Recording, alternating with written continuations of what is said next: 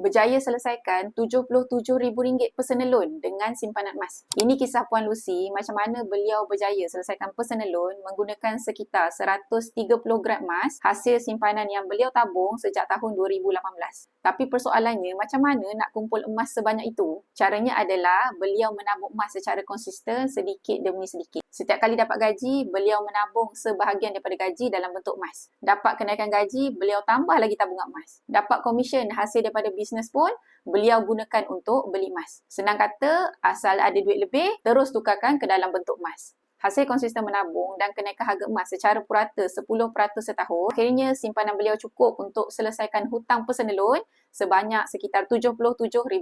Bagi yang tak tahu, emas ni bukan sahaja nilainya akan meningkat dalam tempoh jangka masa panjang, malah emas ni juga boleh bantu kita selesaikan hutang-hutang jahat yang seterusnya boleh membawa kita ke arah kebebasan kewangan.